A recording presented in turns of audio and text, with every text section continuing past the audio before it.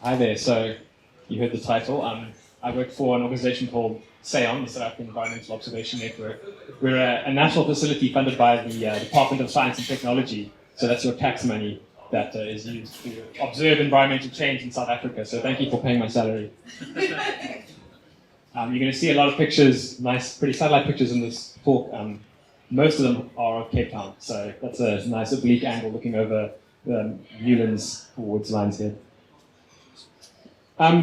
So, unless you've been living under a rock for the last few years, you've probably heard that there's a bunch of issues with our planet and our environment, climate change, biodiversity loss, etc. And from a data perspective, dealing with these problems is tricky because they are extensive. Like, you can't just have point observations. Those aren't really they're going to be quite limited in how far you can get with that. You really need extensive observations that cover large areas to monitor and understand this issue. And so satellites are a great source, a great way of doing this, and sort of governments and funding agencies and private enterprise has recognized this, and so there's a heck of a lot of satellites buzzing around in space monitoring the planet. This is an animation just of like a handful of the satellites that NASA operate, but a lot of countries have national space programs and satellites, and there's hundreds and thousands of private satellites as well. So if I were to show you an animation of all the Earth observing satellites, you would just see like a dust cloud surrounding the planet.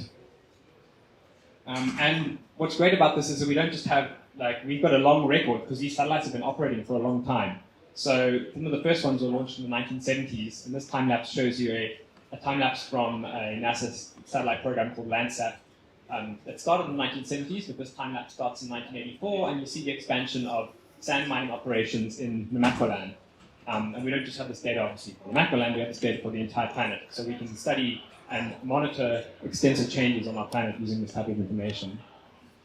We don't just have data going back a long time, but new satellites or satellite constellations monitor or producing images every single day of the planet in pretty high resolution. So we can look at things that are happening in quite short periods of time. This is a certain festival venue in Darling, where you can see on the Saturday the 7th and 8th, that is Rocking the Daisies, and everyone's tents and cars at Rocking the Daisies in Darling.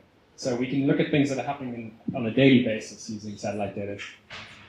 But we don't just see things like in the optical channels, we can see more than our eyes can see. And this is a thermal image of Prague. I couldn't get one for Cape Town quickly, but here we can see heat islands and the sort of sanctuaries that green space and rivers provide and how they mitigate temperature in cities. And we also have, we don't just have data from satellites, but we have data from aerial photos from airplanes, which is sort of the same modality. And Cape Town has 100 years of aerial photos in very high resolution for the entire city. And this is an area in District 6 going back 100 years ago. And you can see when we go back to the start. So this is our modern data where we can see things as small as cars and even like types of cars. But here you can see a suburb of District 6 between the 60s, 70s, and that's the demolition of District 6. And you can see the suburbs sort of start to get rebuilt in the modern era in very, very high detail. And Cape Town has data for the whole city at this sort of resolution and this time scale. So we can do a lot of cool things with this. And this sort of trend of satellites being used to observe the Earth is kind of exploding. There's a lot more satellites being launched. It's kind of like a sort of dust cloud surrounding the planet, and it's projected to just explode even further. So there's a lot of information, and it's quite overwhelming to try and actually use it to the full benefit that we can extract from the information. What's overwhelming because it's huge, massive data. So like I said, there's hundreds and thousands of satellites. Sentinel is one satellite program from the European Space Agency, and Sentinel alone produces 2 petabytes of data a year. Landsat, which is that satellite that goes back to 1970, it's a series of satellites, has produced 10 million images of the Earth about this size, and the pixels in that are like 30 by 30 meters. So that's also a good few petabytes of data to work with. So this is a proper big data problem.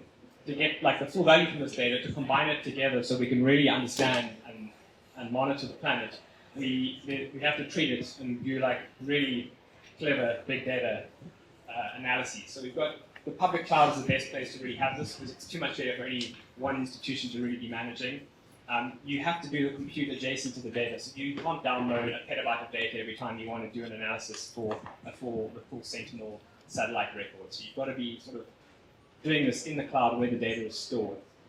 You want to build your analyses using cloud native tools to sort of make full use of those cloud storage types, and you want to do the bare minimum amount of work. You want to be able to efficiently subset the data and run algorithms that are sort of not going to do any more than, not look at any more data than they really have to answer the question that you are interested in. This is Langebaan Lagoon, which looks quite nice in space.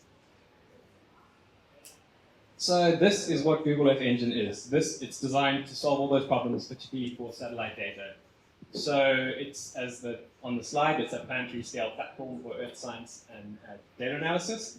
And it's kind of been used and known in the research community for 5 or 6, well, almost 8-ish years. That's when it first came out, because it's been free and available to the research community for that time. And people have done a lot of great science and have built a lot of great understanding of our planet. But it hasn't really been used in the commercial space.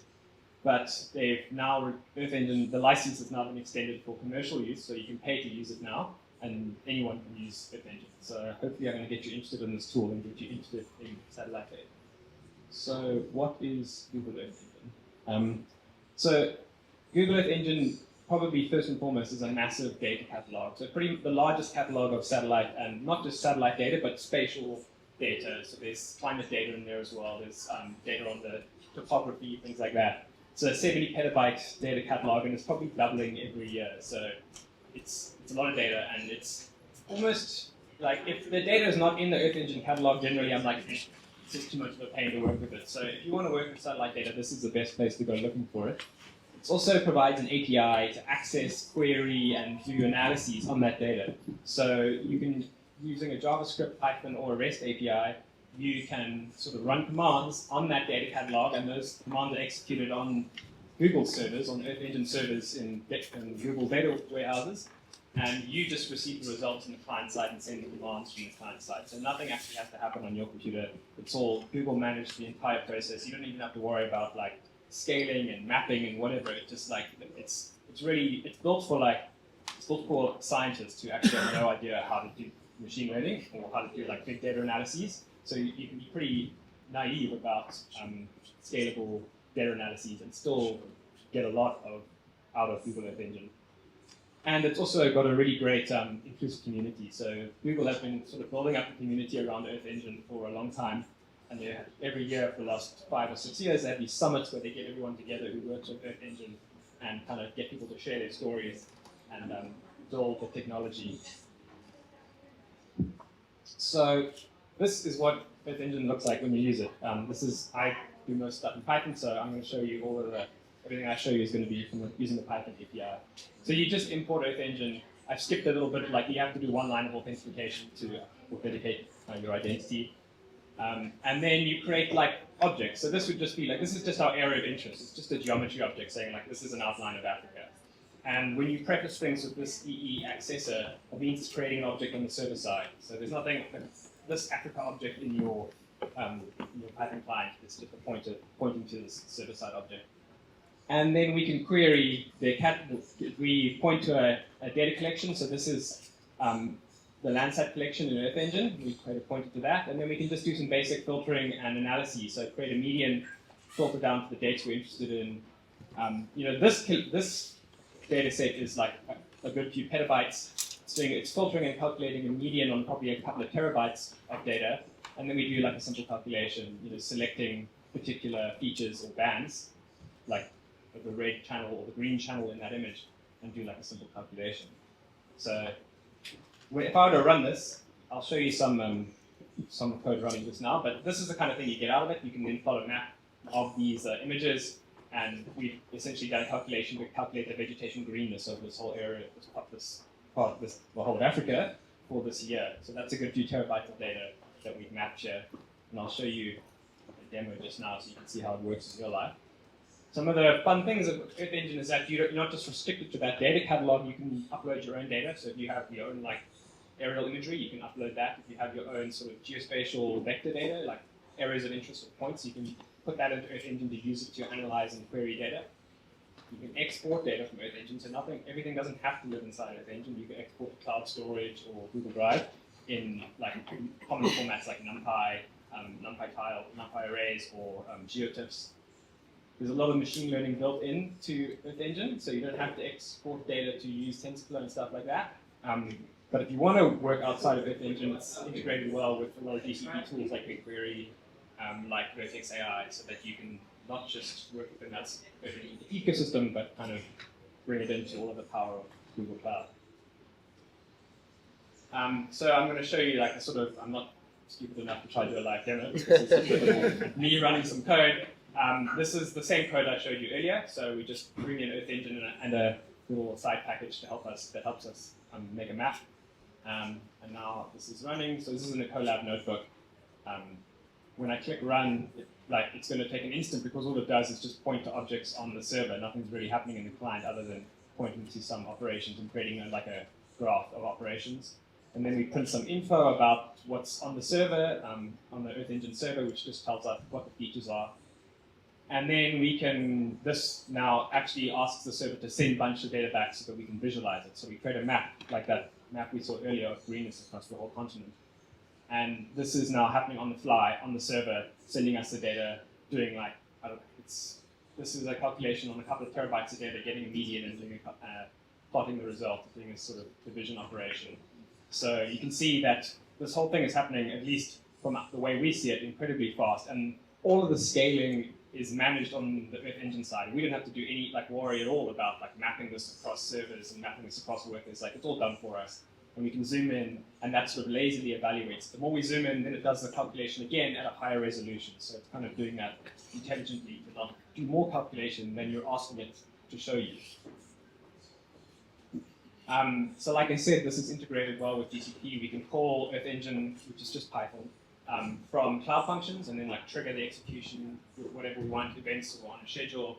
We can create BigQuery functions. If you use BigQuery, you can create BigQuery functions that will then just call those cloud functions and do calculations on and call in satellite data. So I'm going to show you an example of that.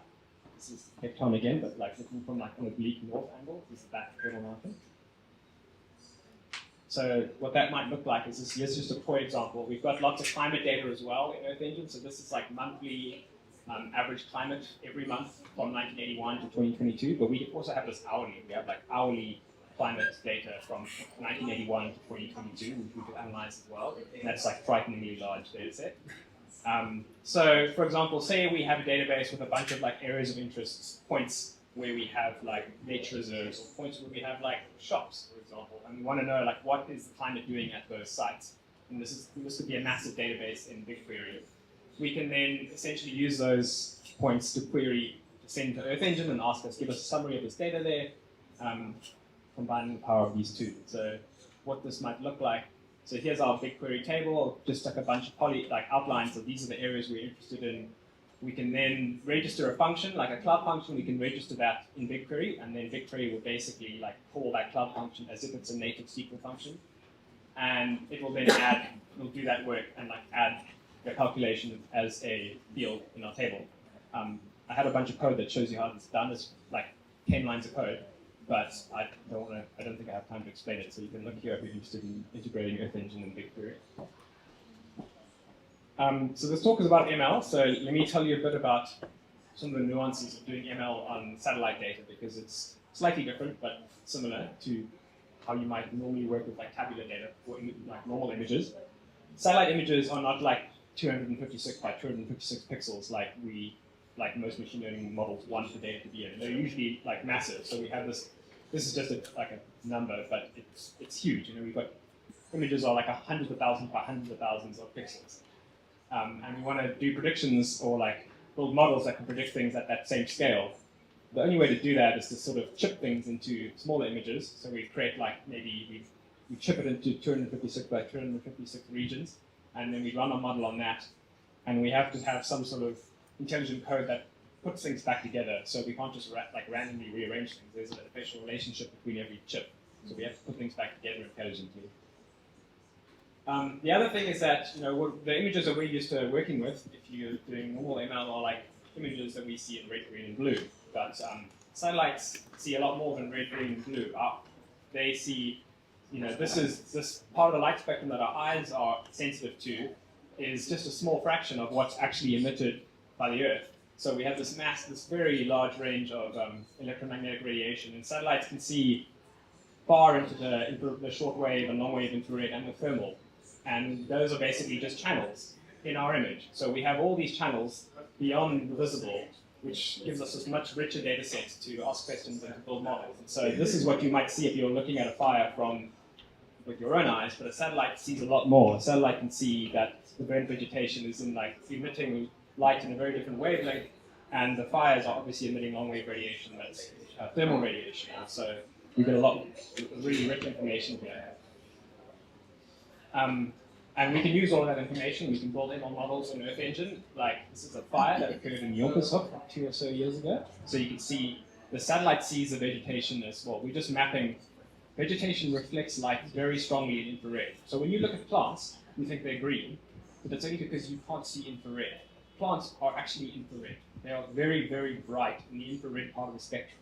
And so here we're mapping the infrared spectrum to red, which means that the plants appear red because they're very bright in the infrared. And where it's burnt, it's very dark in the infrared because it's no plants. So that comes out as very dark. So anyway, you can do ML in the Earth Engine. I'm going to avoid any of the ecology because I don't think this is the right crowd. But there's a lot of, I'm actually an ecologist, so that's what I'm really excited about. So if you want to talk about frameworks, so we have these ML models in Earth Engine. We can do kind of machine learning that you might be familiar with in scikit-learn in Earth Engine using this suite of models. And there's a bunch more. What that would look like. Here's like our training data. We've got a bunch of points. We've classified this into like water and burnt vegetation. Some of this is cloud. So we just have labeled data. We pre-filter those data sets to get the data that overlaps with this, the satellite data. We select the features that we want from the satellite data. These are our labels, which we've uploaded to Earth Engine, so we can upload our labels. And then we just sample the satellite data at those points. We what is the reflectance from the satellite at the point where I have my training data? And this is basically training the model. We instantiate the classifier, like the same way you would do in scikit-learn, and you train it. And then with our trained model, we classify some imagery. And to do this and plot this would take 20 seconds, and then it's all managed for you. You don't have to actually manage any of that. There's some drawbacks to this though, so limitations of doing machine learning in Earth Engine. You have you can only have sort of 200,000 training points, which is a lot, but if you want to do planetary-scale stuff, that's not enough. And you're limited to those models which I showed earlier, those inbuilt types of classifiers. So for many use cases, that's not going to be enough, but for many that is, if you just want to do some exploratory sort of ML.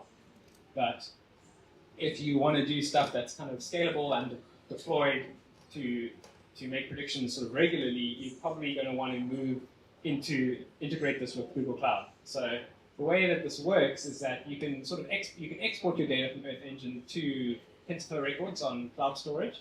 So while this involves an additional step of moving data out of Earth Engine, your data never have to be Google Cloud. So nothing is going to touch your local server. So we export to cloud storage, and then we can, because now we just have TensorFlow records in cloud storage, we can train that wherever you like to train your models using Vertex AI, Colab, or a virtual machine in Google Cloud. Similarly, we can export to NumPy, or we can export to GeoTiffs, and we can train PyTorch models. We don't have to use TensorFlow. We don't have to use TensorFlow records. It's just if you want to stay inside the Google Cloud ecosystem, because otherwise you're going to be exporting massive amounts of data. So that's really the only limitation here. And then we can, once we have our trained model, we can deploy it. We can stick it on AI platform, Vertex AI, on the sort of Google managed service, and we can basically use that to make new predictions on data in Earth Engine as that data arrives from the satellites. This is how this kind of looks in Earth Engine. Basically, we can just we can store our model on Vertex AI. You run some DCT code, and the model gets kind of deployed as an endpoint on Vertex AI. And then Earth Engine itself can kind of point to that deployed model and say, hey, here's my model. It's deployed on Vertex AI with a bunch of kind of parameters that you set. And now we just say predict image, and we give it an image from that's in Earth Engine, and it'll create a prediction from our model that's on Vertex AI. And what's great about this is that the data never leave Earth Engine. Like, this is on a fully managed service. It never goes into Google Cloud. It never comes into your computer. All the prediction is happening on like managed servers. So you actually don't need to understand that much about big data and scalability to do this. The drawback, so there's some pretty strong drawbacks. Like, as far as I understand, Vertex AI endpoints, prediction endpoints don't scale to 0. So if you deploy this endpoint, there's always going to be at least like one little VM running all the time, waiting for a request to come in, which is not great because often with satellite data, you're not doing like streaming analytics where there's data flowing in all the time. Like once every week, like a terabyte of data lands and you have to do prediction on that. So you don't want machines just sort of buzzing away in the background doing nothing. You want them to turn off when there's no data. And it's kind of hard to control cost because what this is basically like a model that's running on the fly. And if I were to like bring up like that map that I showed earlier, as someone's like zooming in and out of my image, that's calling the endpoint and like making new predictions. So if some crazy person like zooms out to the whole planet, then like your endpoint is just going to go and make like a billion predictions, and you're going to get a horrendous bill at the end of the month. So it's pretty undesirable for a lot of applications. So the way that I do this is that I train my model, export to cloud storage. I train my model wherever I like to train my model, and then I deploy it to. You can use Cloud Run or you can use Dataflow. So basically, you deploy like a Cloud Run service, or a Cloud Run endpoint, or a Dataflow service, and you can essentially push your data from cloud storage through those endpoints and then re-upload them to Earth Engine. So then sort of the predictions get stored on cloud storage as like a staging area, and then you can bring them into Earth Engine and you have like your model predictions that are in Earth Engine and not like running on some endpoint with uncontrolled path. So Dataflow, unless if you're not familiar with Dataflow, I think it's a really cool Google Cloud big data platform. So it's managed Apache Beam, and Apache Beam is a very cool framework for doing, it's like unified big data MapReduce sort of paradigm where you kind of unifying streaming and batch processing. So you can do streaming stuff, you can do batch stuff, and there's a whole bunch of different execution environments. So you can run, like you can build these Dataflow pipelines, which are like pure Python or pure Java or whatever you want to write them in. And they run on like Spark runners, they'll run on Dataflow, which is a managed service, they'll run on like your local machine. So you can just kind of switch out the backend that's actually going to run this pipeline almost seamlessly. It's a really cool service. And yeah, you can just kind of run native Python, get scaled horizontally. So if I'm feeding in like a billion TensorFlow records and I'll say, and I want you to then like run inference, essentially runs our model, it'll scale horizontally. If I say, yeah, you can have max 100 workers, it'll just keep scaling until it's sort of saturated those workers. Yeah, and there's new in like 2021, there's like a bunch of ML capabilities within Beam, so you can do horizontally scaled prediction by sort of pointing it to pointing it just to like the JSON that describes your TensorFlow or your the pickle file that describes your TensorFlow or your PyTorch model, and then it'll just scale the prediction horizontally, which is very cool. So I'm going to tell you in the last bit of this talk, I'm going to tell you about a project I did where I built this workflow that does this whole sort of data pipeline from Earth Engine to Dataflow back into Earth Engine. So kind of how this works is that we've got a cloud function which calls Earth Engine, exports our data to cloud storage, and this cloud function is sort of called on a schedule. I know that the satellite data arrives every 10 days, so every 10 days we invoke this pipeline. We export our data to cloud storage. We've trained our model already, so it's just sitting in cloud. The model's sitting in cloud storage, waiting for Dataflow to call it. Dataflow does predictions on that data, stages the predictions in cloud storage, and then a Cloud Run endpoint will push that data back into Earth Engine, and then we have our fancy map.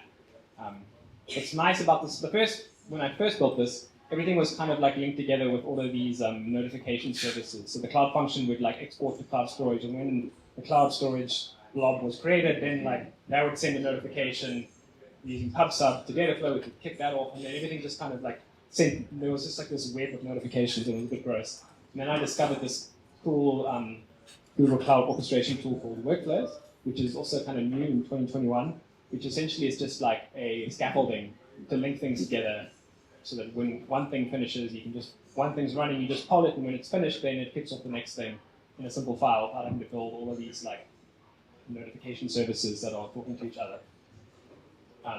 So this thing, cloud workflow, the workflow is just a YAML file. So basically we just say, okay, there's a function to download, you call this HTTP endpoint, which is in here, here's the result, and then you poll that until it's finished.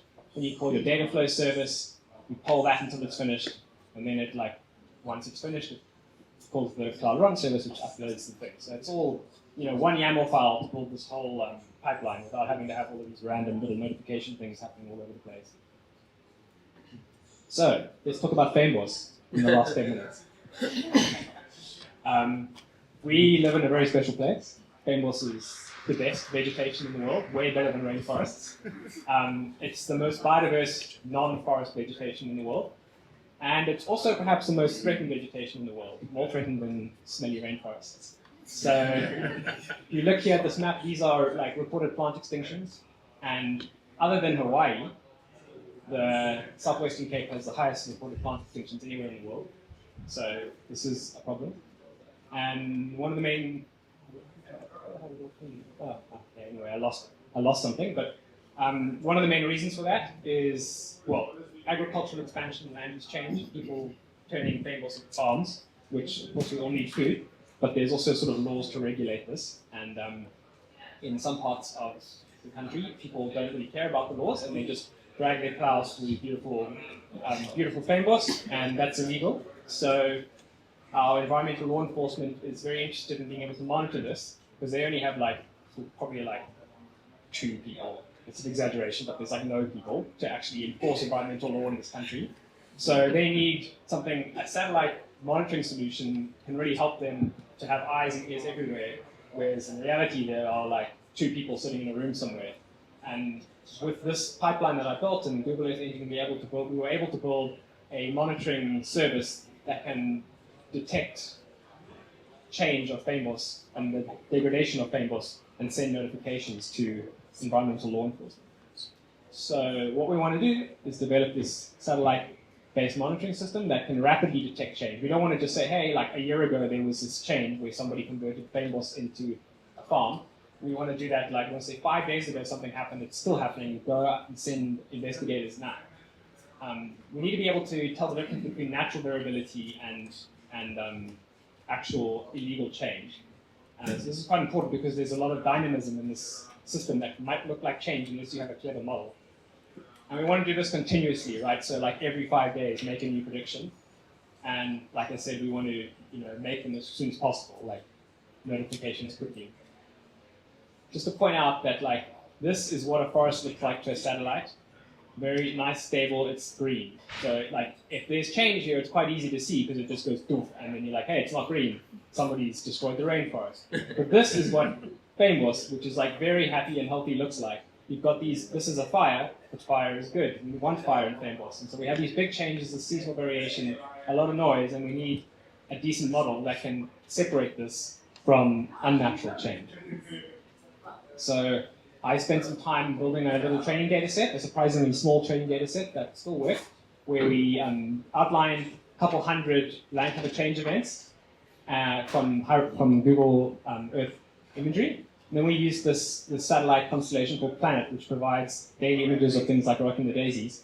And you can get a very precise date we can see exactly on the day when the plow was kind of dragged through and removed the Fambos. And so we can put a date on that event as well. We don't just have a label for time series, we have a label and a date for the change.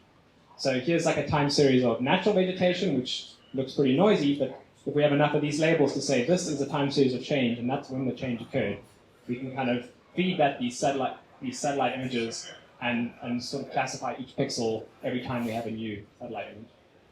So we did this, we trained 1D convolutional neural networks, so probably if you do any image classification, then you've probably seen CNNs used, 2D CNNs used to classify images, but you can do this with a time series. You just convolve over the time dimension, and they work pretty well. They're pretty lightweight because you don't need too much training data, and they work pretty well.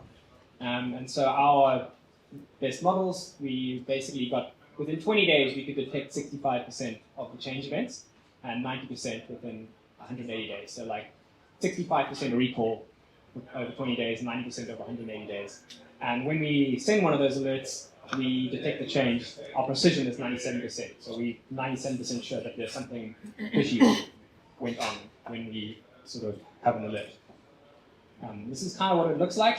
So here we're feeding an image. These are the satellite images that go in every 10 days. And these are our predictions. They sort of lag by 10 days. So you see here, this gets plowed up, and about 10, 20 days later, the system lights up and says, hey, someone's dragged a plow through there.